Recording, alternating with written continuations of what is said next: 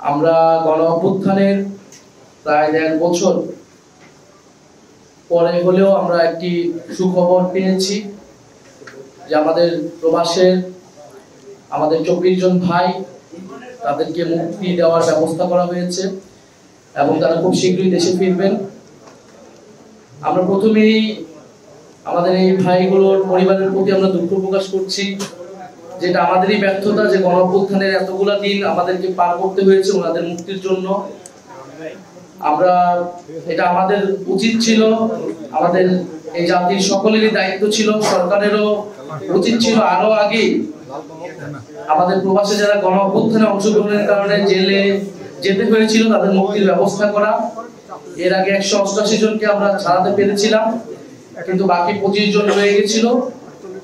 সেই ২৫ জনের জন্য তাদের পরিবাররা এতগুলা দিন অনেক কষ্টের সহিত তারা তাদের দিন যাপন করতে হয়েছে। বিভিন্ন সরকারি দপ্তরে, বিভিন্ন রাজনৈতিক অফিসে তারা গিয়েছেন। আমরা যখন জুলাই পদযাত্রায় চট্টগ্রাম গিয়েছি তখন এক আপা অনেক রাত ধরে আমাদের যেখানে আমাদের হোটেল ছিল সেখানে এসে অপেক্ষা করেছিলেন, অনেক অনুরোধ করেছিলেন।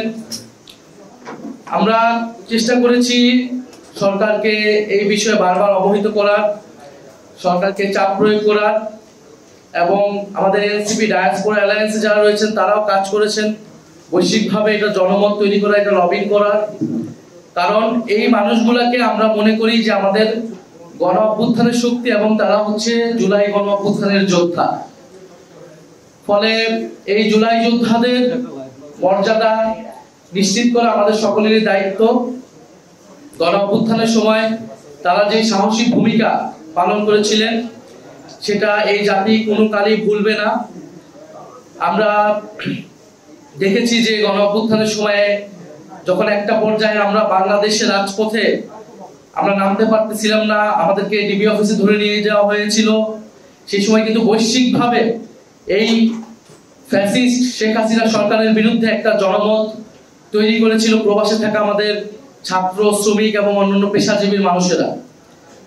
পৃথিবীর প্রায় প্রতিটা দেশে যেখানে বাংলাদেশিরা রয়েছে তারা প্রত্যেকে কথা বলেছে, প্রত্যেকে সেখানে রাজপথে নেমেছে, কর্তৃপক্ষের কাছে জানিয়েছে এবং অনলাইনে তারা ক্যাম্পেইন করেছে।